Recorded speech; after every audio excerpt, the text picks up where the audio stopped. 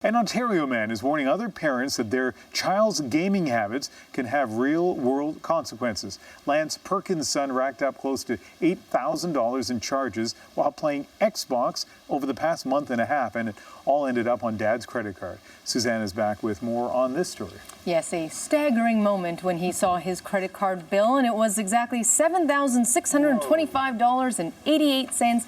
in just 6 weeks, all on purchases made on the Xbox. It apparently was the FIFA game his son was such a big fan of, and you can do things like add players to it, and all of that does in fact add up. Now, Lance Perkins does say he gave his son a credit card, his credit card, that was supposed to be used for emergencies only and to make purchases for the family's convenience store that his son admits, well, he may have been using it when he shouldn't have on the game, but that his son believed it was a one-time fee only and really had no idea it could possibly ever add up to an amount like that.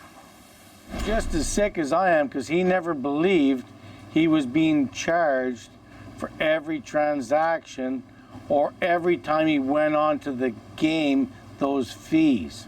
I would have loved or appreciated a contact call to ask me if there was something going on with my credit card, and that did not happen.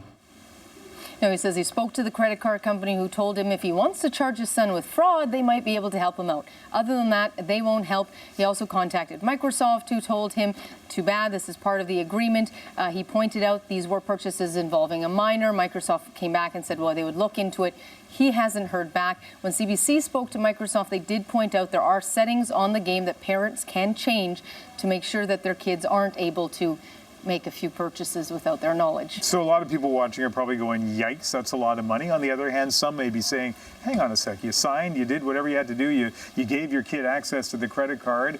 So maybe mixed feelings about what went wrong here. Yeah, there's lots of people who've been commenting on this story when we put it up on our website, and some of them saying, well, you should be watching your son closer, you shouldn't give him a credit card, all these sorts of things. But there is other people saying who do play the game that on FIFA you have to use a type of currency, they're points that you normally buy in bundles, but you can also earn points while playing the game, which could possibly lead to some confusion.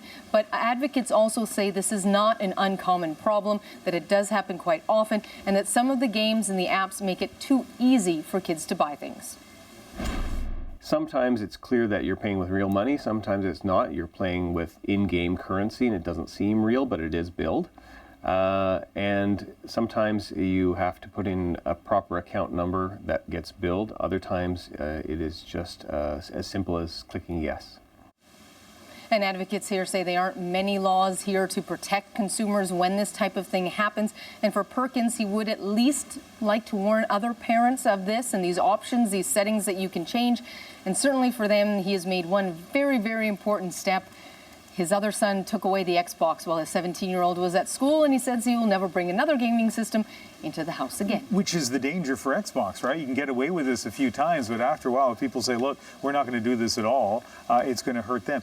There should be some way that you get a warning maybe when it exceeds $100 or $200 or $1,000. Or yeah, and you think credit cards, I know often if you it's a big transaction, they will tell you, but these were smaller ones all at once. So. All right, Susanna, thank you. Thank you.